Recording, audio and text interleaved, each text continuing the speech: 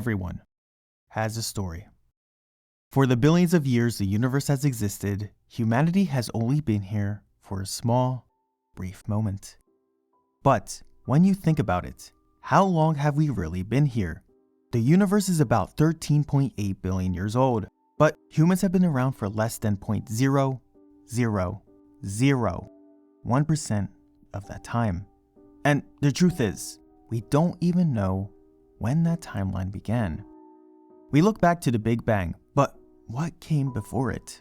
How long did the universe exist before our understanding of time existed? Was there an ancient solar system that imploded into itself, creating the Big Bang? Or was it something else? Or nothing at all? Compare that to the infinite scale, our lives are small. Right now, there are over 8.2 billion people alive. Billions of lives, billions of stories, each one full of experiences.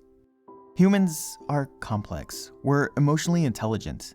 We experience a wide range of feelings, but Robert Pulick narrowed them into 8 core emotions: anger, fear, sadness, disgust, surprise, anticipation, trust, and joy.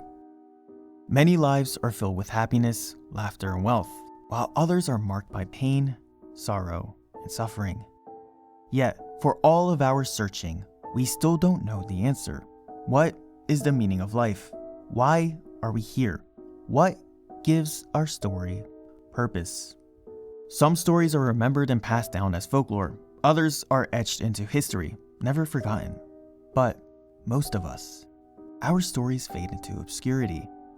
They vanish in silence.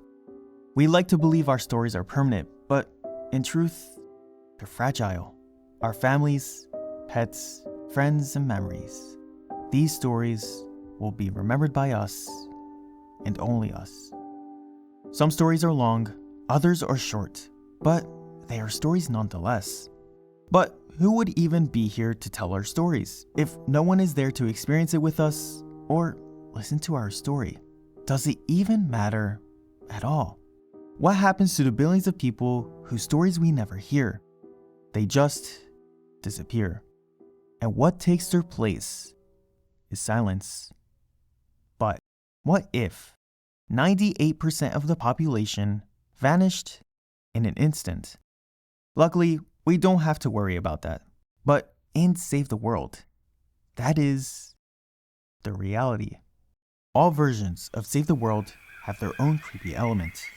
Save the World today has no storyline updates, which is a horror in itself. But if we go back to update 1.8, it's different. We see houses. Each house held its own story of life.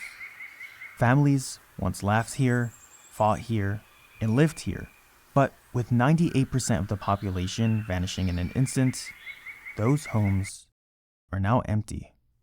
With every house we see, not only do we see remnants of a family that once lived there, but we also see a story that is lost forever. It's eerie. Entire neighborhoods, once bustling with kids rushing to school and parents heading to work, are now abandoned. Buildings have started to crumble, cars are crushed everywhere, and graveyards are left with no one to pay respects. It's quiet, and nature begins to reclaim its land. But if we go further back to Online Test 6.5, the atmosphere is heightened because everything here was left untouched. No cars are damaged, no buildings are crumbling. It's just left there like the day before. It really feels haunted. You see all these retail stores, once a cornerstone of community connection, local places where people bumped into neighbors, where gossip and laughter filled the air. Except the stores look exactly as they did, only without the life that once filled them. You are alone. But the echoes of life remain. This version of the game is full of faint echoes, sounds of life that used to exist, trapped in a world that's moved on without them. In my last Halloween video, I mentioned a mystery surrounding a ton of baby crying audio files. I concluded that it wasn't tied to anything in the game, but I was wrong. Shortly after posting Creepy Things in Fortnite Volume 1, a friend of the channel, Hydra24K, reached out to me and showed me that the baby audio is actually tied to a location. Sunrise Daycare, a place where parents dropped their children off while they worked or were away. The first thing you see is the playground outside. Unfortunately, it's now rusting away. Spring riders and slides that will never be used again. Inside, the story becomes clear. Shoes are scattered by the entrance. Along with that, we see toys, teddy bears, and books that are lying abandoned. Its once bright walls are now muted under a layer of dust. This was once a place overflowing with life. But then, you hear it. A baby crying. Once, that sound meant life, need, and care. But now, it's just an echo. A distant memory. One where a baby will never be comfort, left to echo through emptiness. Now, I wanted to know if this sound was just placed here randomly, or if there was more to it. And then, I found it. Buried in the files, under a folder called Foundation Mixes.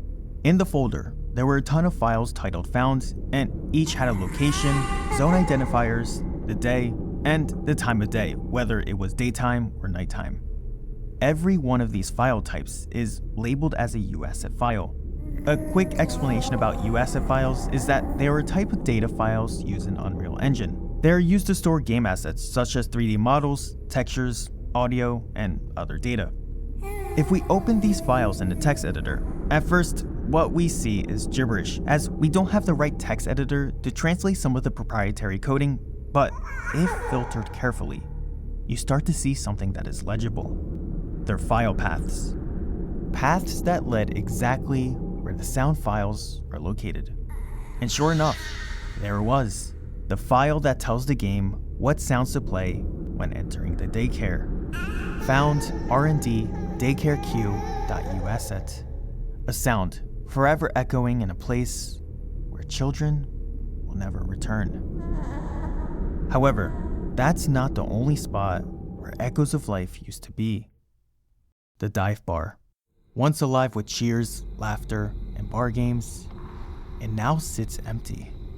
Plates and beer bottles once proved that people were once here, but faintly, you can still hear the roar of the crowd and the game playing, like a memory of the world that refuses to let go.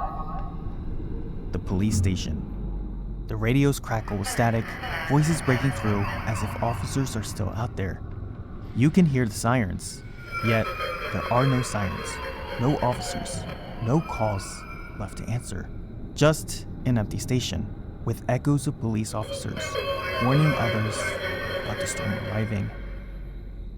The church, once filled with people praying, singing, and mourning the dead, now sits in silence. The pews are empty, the organ is left untouched, and the candles that prove that they had been burning for a while. But faintly, if you listen closely, you can hear it singing, soft and quiet. What the ghost girl is singing is Ave Maria, a hymn written by Franz Schubert. It's to honor life and the divine grace, but she sings it to emptiness. No one is left to receive the blessing she offers. A celebration of life, trapped forever in a world where life no longer exists, echoing through this church. It's here where the second set of the Ghost Girl singing audio files lives. For a year, I've always wondered why there were two sets of the Ghost Girl singing, but this location solves that mystery. The second voice lives here, in a church, to sing for all eternity. And probably one of the most creepiest locations, the hospital. There are various machines beeping, including a heart monitor. Someone is desperately clinging on to life, as you can hear an ultrasound of a heartbeat. the sound of survival and life. However, there is no patient, as all of the hospital beds are empty. No doctor, no nurse, no one at all. Only the echoes of survival that will never return. These sounds are reminders, traces of humanity that are burned into silence. These are the echoes of life. But beyond these echoes, Fortnite carries another story. A real one. During the development of Fortnite Save the World, two of its own developers tragically passed away, Carolina Grochowska and Joel Crabbe. Carolina joined Epic Games in Poland in 2009 and worked on Fortnite from the very beginning. In October 2014, after battling cancer for 4 years, she tragically passed away. She was just 36 years old. Joel joined Epic in 2011 as a programmer and, like Carolina, had been part of Fortnite since its earliest days. In July 2016, Joel tragically passed away. Both Carolina and Joel are memorialized inside the game itself in ways that feel deeply personal. Their names appear at the very top of Fortnite's credits, but it goes even further. They each exist as mythic survivors. Carolina can be unlocked by collecting her portraits, hidden inside pianos. Joel can be unlocked by visiting Joel's pub, a landmark created in his honor. Every time you pass a piano, step into Joel's pub, or replay the Save the World's introduction, their memory lives on. Their story lives on inside Fortnite. While so many stories in this world fade away, Carolina and Joel's stories are different. They are forever remembered by every player who plays Save the World. A reminder that behind every world we explore, there are real people whose lives and stories continue to echo.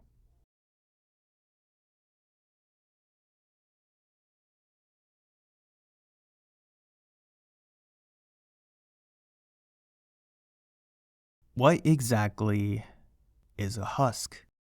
Is it just a monster created by the storm, or something far more familiar?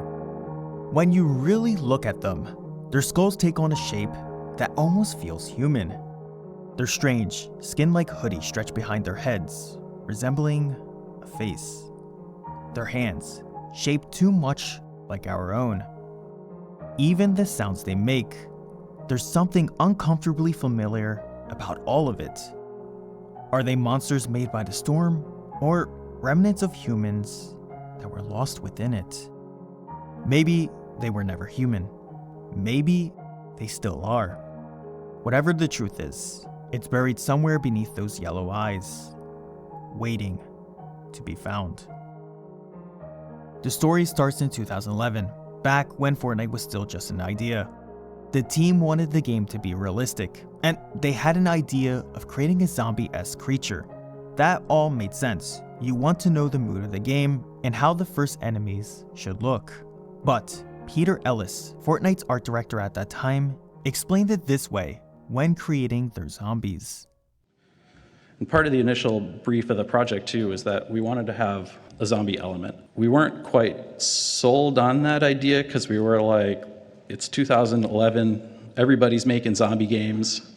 Are we really gonna do a zombie game? We gotta make it unique, we gotta make it our own. So we came up with the idea that the zombies would also be a part of this whole mist supernatural element. So the zombies were basically all possessed by the mist, and you can see their, rotting flesh and mist legs coming out of the front, and the guy's skull has popped out of his mouth, and he's definitely looking pretty freaky. So, right from the beginning, the word zombie was used. Fortnite's design artist, Ben Schaefer, leaned into the zombie being taken over by the mist design. If you look at his concept art, you'll notice swirling mist around the zombie with supernatural legs moving them forward. But underneath that supernatural element, their bodies were still human. You can see the flesh, although rotten, the ribcage, and the skulls. It's a common trope of zombies, an undead creature with a parasite that attacks and consumes the living. However, the game shifted. Gone was the realistic style Epic and the team was looking for. They moved towards a cartoonish art style. Environments got brighter, characters became exaggerated, and almost everything was reworked, including the zombie enemy. But when Ben Schaefer redesigned the zombie, it still looked like the original concept. I mean, yeah, it's less realistic, but they still had that stretch skin hoodie design, they still had exposed ribs, and they still looked like decomposing people. If Epic really wanted them to be supernatural monsters as they said, this would have been the perfect opportunity to make the change. But they didn't. They kept that design choice. Fast forward a bit to an early prototype trailer Epic made, you can see the zombie enemy being killed with a sledgehammer. When they died, the force of the sledgehammer hitting their body caused an explosion. It sent skull and bone fragments flying, but what they left behind was disturbing. It was a pool of blood. That's eerily human. If these creatures were truly supernatural, why would a sledgehammer tear their bodies apart, scattering bones and skull fragments everywhere? Most importantly, why would they leave behind a pool of blood? That evidence alone pushes them closer to former humans rather than entities made of mist. But here's where it gets messy. In the 2011 gameplay leak that Fortnite received, every single enemy, whether a zombie or a smasher, died the same way. While bones weren't scattered for smashers, pools of blood were left behind. But what if that blood was trying to tell us something?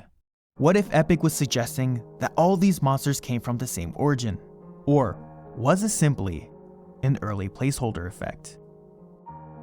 By 2013, Fortnite had entered its pre-alpha stage, and the game looked far more like what we see today. But by 2016, in Online Test 6.5, the only fully playable build that was archived, the blood was completely gone. However, there was one design choice that remained unchanged: bone fragments after defeating a husk. What's more interesting is that eliminating a mist monster showed the same thing. This wasn't a sudden change either. The 2015 Max Showcase shows Husks disintegrating into purple mist with bone fragments flying off, just like in Online Test 6.5. This change suggested that they were moving away from the human gore towards something more supernatural, but still leaving traces of uncanniness. However, that 2015 Max Showcase added another hint that muddies the water about what the Husks could be. In that demo, we see something strange. Husks crawl their way out of the ground after lightning strikes, exactly like zombies rising in classic horror films. Dirt and debris flies as they pull themselves out of the ground. It's a pretty haunting image. It's not something you would expect from a creature made purely of mist. That animation in the showcase hasn't gone away either. What you're seeing here is from update 12.10, but it's still in the files in the latest version. In Fortnite's introduction cinematic, onboarding appended intro, we see the same thing. Lightning strikes and Husks coming out of the ground, as if summoned. But summoned from where? Are they being resurrected from the earth like the dead, or conjured from thin air by the storm itself? But here's where things start to fall apart. Some of you with a keen eye might have seen that the animation file for this sequence is called Husks Spawn Demo, which is exactly what it means. It was publicly shown in a Max Showcase and appears in the onboarding cinematic today. Also, this sequence has a supporting animation called Husks Spawn to Death Demo EXT, which plays the same animation except it has a death animation. So clearly it was meant to be part of something more. There's also another file called Emerge Scream, which uses the same animation but adds a slow motion scream. However, that sequence is only used in the early tutorial missions when Husks were first introduced. There's also an unused hand grabbing sequence called Husk Arm Reach. Sadly, this animation doesn't have any skeletons or meshes, so nothing plays and was removed shortly after.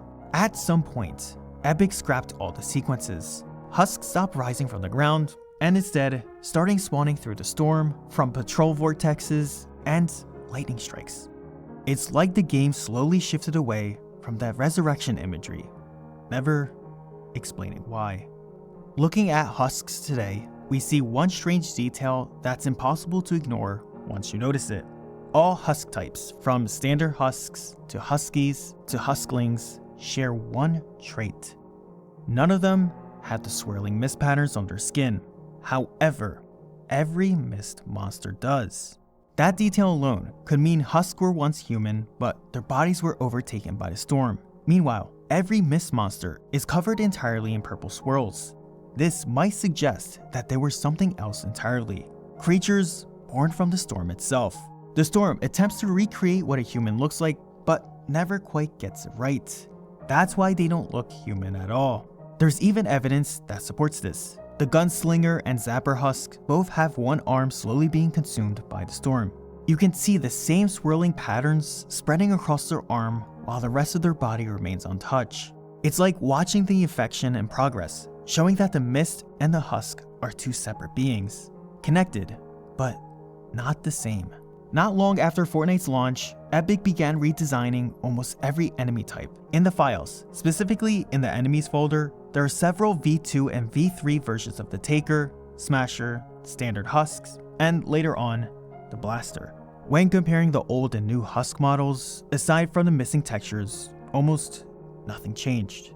The Husk stayed mostly the same. The Mist Monster, however, went through major changes. The first was the Smasher.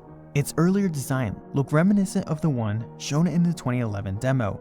It lacked swirls and other notable design elements, but the redesign added those swirls, strengthening its connection to the storm.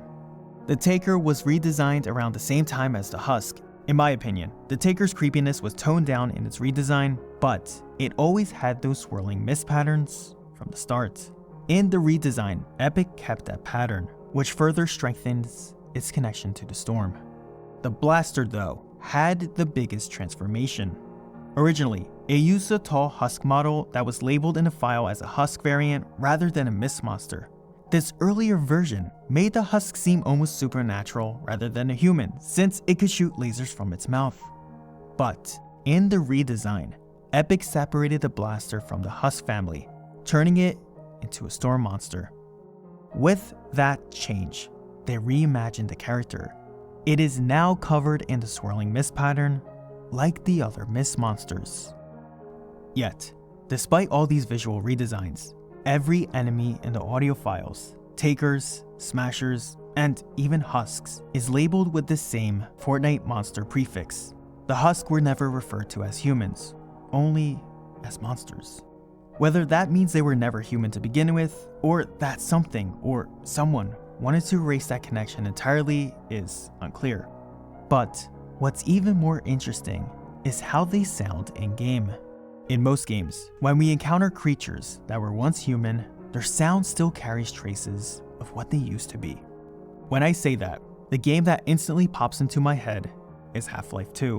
When a headcrab infects and takes over a human, the result is a zombie that groans and attacks just like any other. It's a pretty common, unsettling sound. Here's how they sound once the human is considered dead.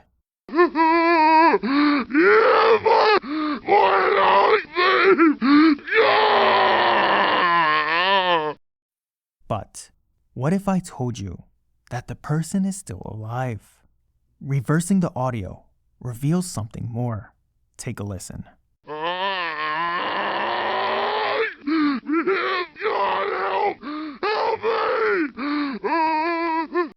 The person who was infected by the headcrab is still alive, begging for help. Help that will probably never arrive. How does this relate to Fortnite?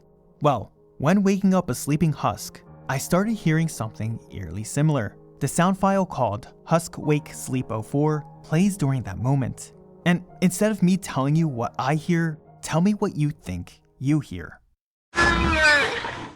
To me, it eerily sounds like a voice saying, "Save me." That's not the only file. Husk New Stun 04 and Husk New Stun 05 say the same thing as well. Maybe it's a coincidence, but the resemblance is hard to ignore. Husks, despite their cries, still sound human. Mist monsters, on the other hand, don't. Their roars and screams are in this uncanny valley, where they sound human but slightly off. The distortion is so strong that it's almost like the storm itself is attempting to mimic what a human sounds like, but getting it wrong.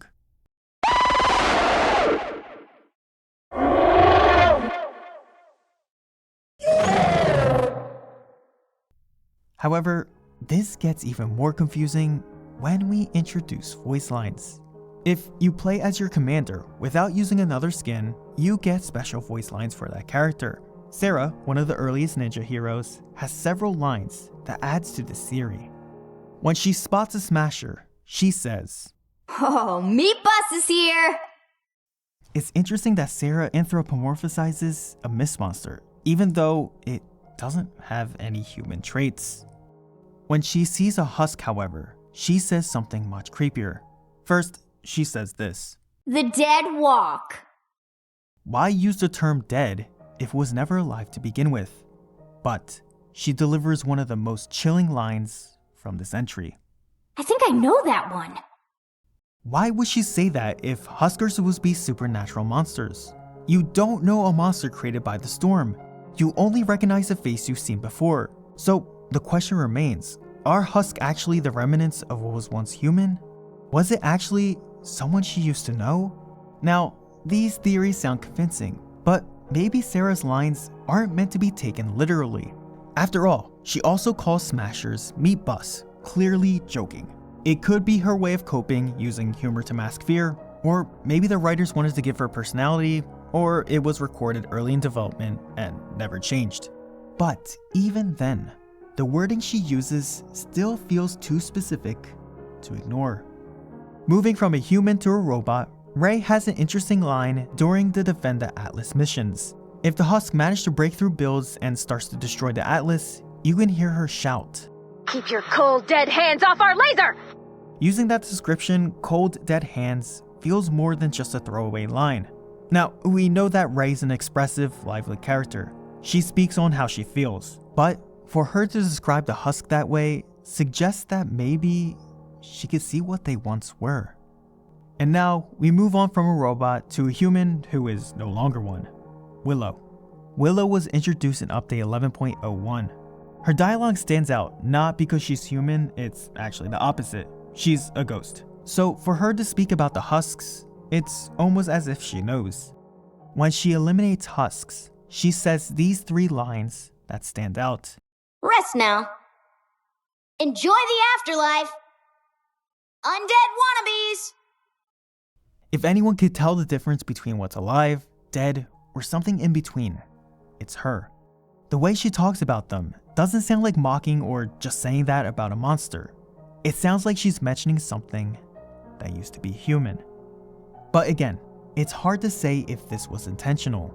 Maybe Willow's lines are just dark humor as it matches her ghostly personality. Yet, when you put all these together, Sarah recognizing faces, Ray calling them dead, and Willow calling them what they are, it paints a picture about the Husks that's hard to ignore. Besides all that, there are more theories that deepen the mystery. During the holidays, special event Husks appear. In Hexylvania, Husks have pumpkins on their heads, while Pidgeys resemble villagers from the 1800s. In the Frozen Fjord season, Sploders wear Santa suits and Lobbers are dressed as Mrs. Claus. Even regular Husks follow the Christmas theme, dressed as elves. But if you look closer at their outfits, something's off. Their face, or what's left of it, has part of the elf costume sitting on top of it, while the body beneath wears the same outfit. It's as if the storm glitched while creating the Husk, or it's a cruel joke, mocking the human it once was. And then, there are coffins all over the map. From Stonewood to Canny Valley, the theme of death is all around us. However, something strange happens when you search them.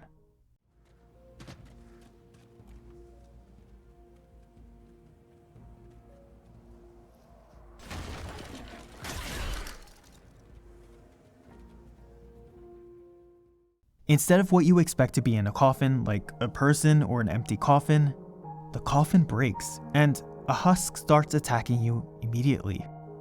Throughout this entry, we explored many theories, wondering if the storm was creating these monsters or if they were once humans attacking us.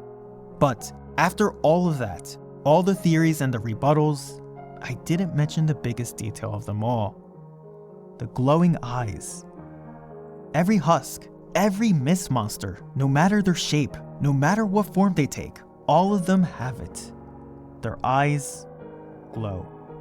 That's not something you see in a corpse. That's something alive. Something watching us.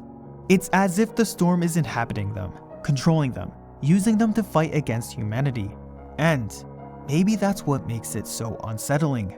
Because when you look into those glowing eyes, it feels like they're aware. Like something behind them knows exactly who you are and what you're about to do.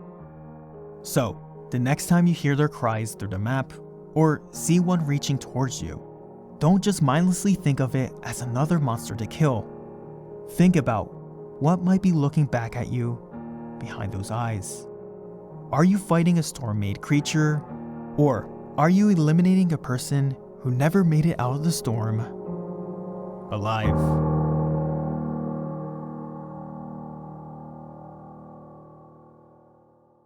For this final entry, we're going to talk about Willow and what her story might really mean. Willow was added in Update 11.01 along with the questline, The Door to Darkness. In this mission, we have to survive 7 nights at the Oak Dirge Hollows Hotel. The reason for that is because we have to complete 4 dark rituals to restore time. This is a whole other can of worms I won't go into, but I have a video about it right here. In the hotel, we meet Willow, a ghost who lives in the hotel and is desperately trying to get Locke, Dennis, and the crew to leave. She tries to get them to leave by scaring them. She uses her demonic voice and haunts them in their dreams. But we learn that she is just trying to protect us from the Door to Darkness opening on the 7th night. Throughout this questline, we start to learn why Willow died. But here's where it gets interesting. There are 3 ways she described her death, and each time she described it, it's different from the last. In Night 2's mission, Ghost Boss, when Locke asks how she became a ghost, she says this. I was wondering, You want me to share my ghostly secrets? how come you're a ghost? Same reason all ghosts are ghosts. I'm dead, and I have a dark and terrible secret too horrible to share with mortal men. And your category of, well, whatever you are. Then, in Night's 3 mission, Leave This Place, Dennis asks for her story, but keep in mind what she says before giving him the answer. So, how did it happen? The details are a little gruesome. Maybe give me the PG version? Okay, there was this girl named Willow, and she checked into a hotel, and then she decided to stay forever. The end. Finally, in Night 7's mission, Dear Ghost Diary, Dennis finds Willow's diary, and with permission from Willow, he reads it out loud. You always think it will be old age, or something dramatic like rushing into a burning building. You don't think about just not waking up. Now you know my secret. You happy? I wasn't tormented by some ghost. I just got sick and didn't get better. Not the greatest ghost backstory. Hardly instills dread and terror.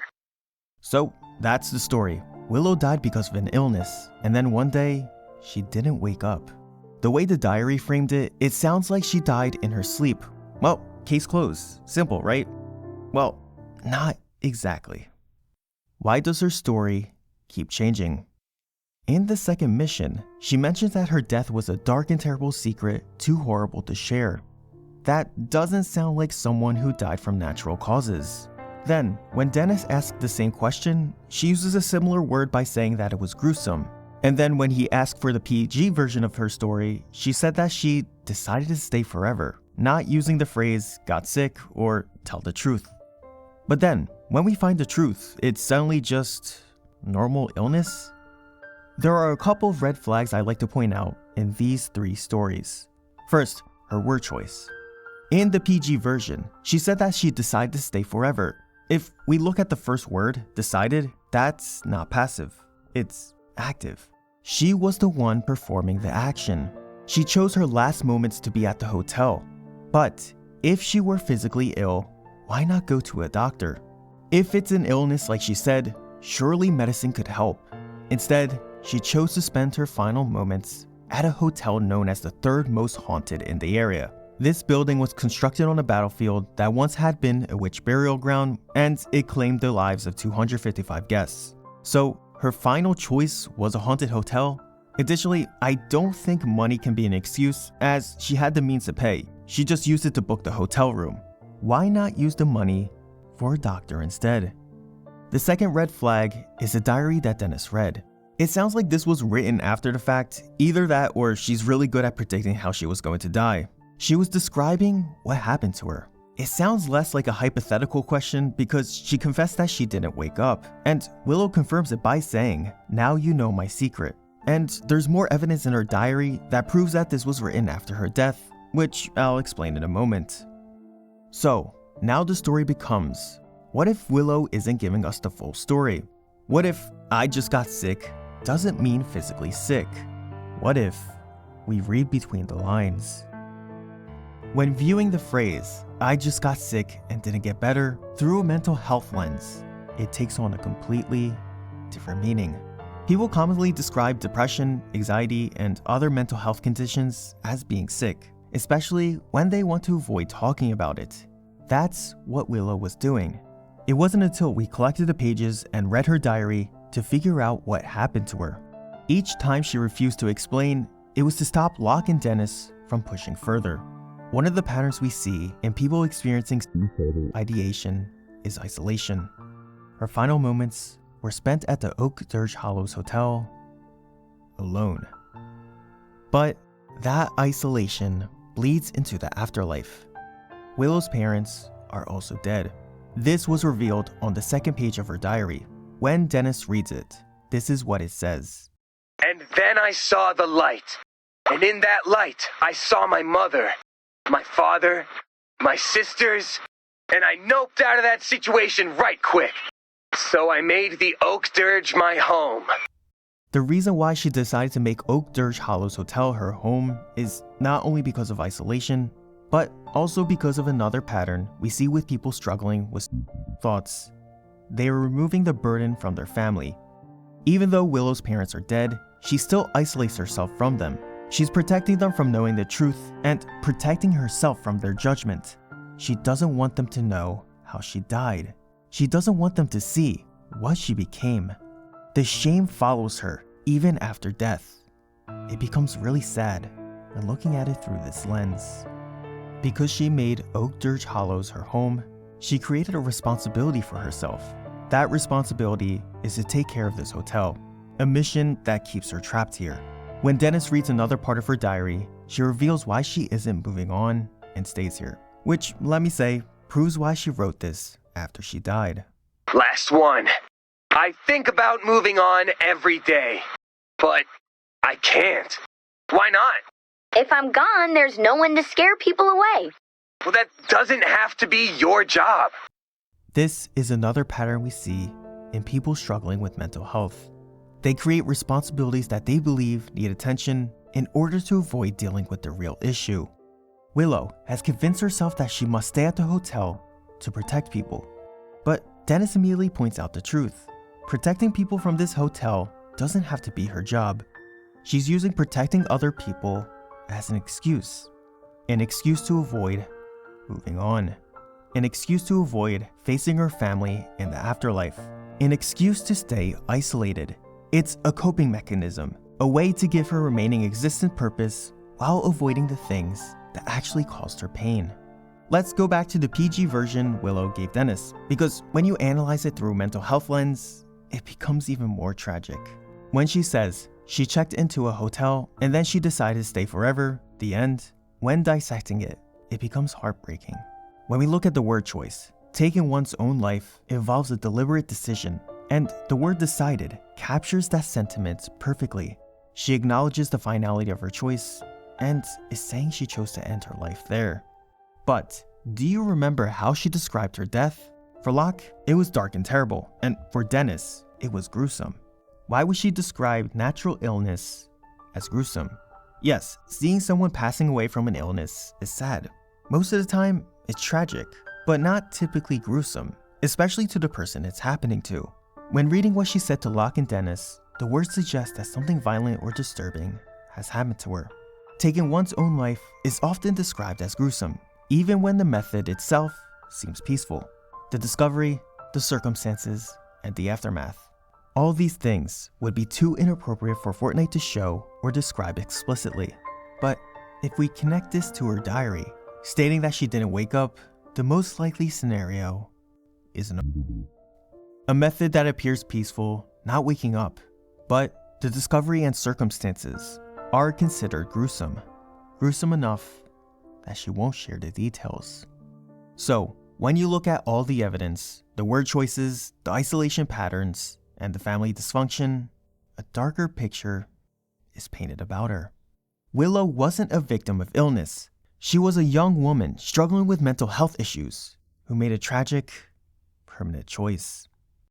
But I'm not the only one who came up with theories. The community has been dissecting her story since 2019, and what they discovered by studying her appearance is pretty disturbing, to say the least. Almost every theory revolves around one detail: Willow's torn wedding dress. The theories the players piece together are so much darker than I thought when looking deeper into this. The first theory is every bride's worst nightmare. Players believe whatever happened to Willow transpired on or just before her wedding day. She's wearing what should have been the happiest outfit of her life, but it is now torn and tarnished with tragedy. If you look at the removed sack head style of her outfit, you can see the remnants of her breakdown, as her mascara has streaked down her cheeks. But look at what's missing. In a typical wedding, a bride would have a veil, shoes, and accessories that complete the outfit. This suggests she never made it to the altar. Maybe she died while getting ready. Maybe she was staring at herself in a hotel mirror, realizing that she couldn't go through with it. All the stress she was facing might have triggered something. Or perhaps something even sadder. Maybe she was abandoned at the altar, left to face the most humiliating moment of her life, which triggered a mental breakdown. Imagine her standing there, dressed in what should have been her perfect day, mascara running down her face as reality crashes in. The dress that was supposed to symbolize new beginnings became the outfit in which she would end her own life in.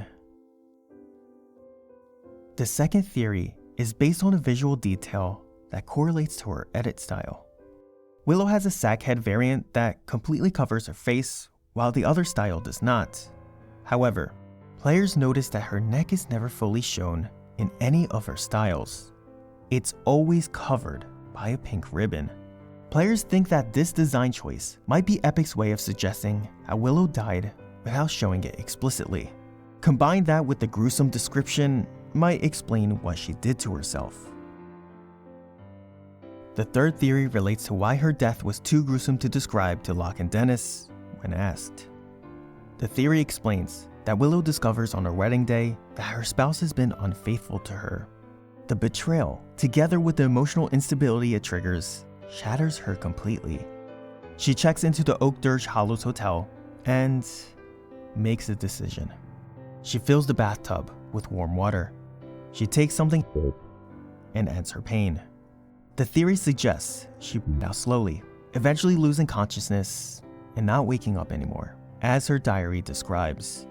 This would explain why Willow wouldn't explain the gruesome details to Dennis. However, this theory has some evidence to support it.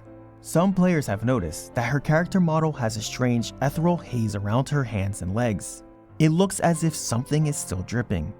Even in death, she's marked by how she chose to leave. The final theory might be the most heartbreaking of all.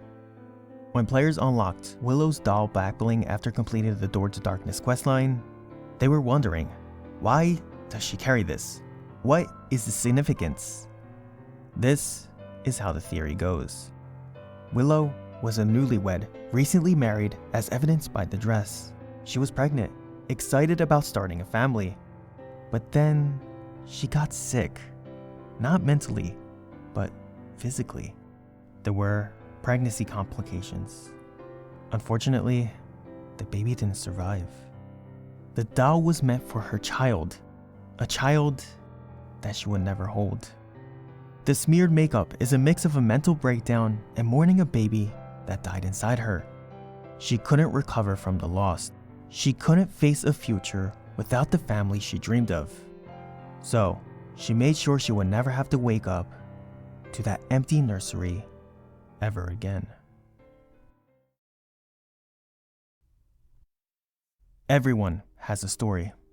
Some are remembered, others are forgotten. But no matter how small, every story leaves something behind. In Save the World, these stories take many forms. The faint sound of life that once filled empty homes, the mystery behind the Husks, and the sorrow of a ghost who never found peace. Each story is a fragment of humanity. Maybe that's what makes this world so haunting. It's not about the monsters or ghosts, but the reminder that even when life ends, the stories don't truly end. They just wait for someone to listen again. Thank you for watching the Halloween special of Creepy Things in Fortnite Save the World. I wanted to take a different approach with this video by shedding some light on some unanswered questions, theories, and correct some details about my last Halloween video surrounding the baby crying audio files and the second variant of the ghost girl singing. This isn't the only video I made though. If you're still craving for something creepy, this might not be up your alley, but I dove into some Fortnite creepypastas. I'll have that queued up to play next. Let's just say they're interesting. Besides that, thank you all again for the support. I love you all, and I will see you very soon.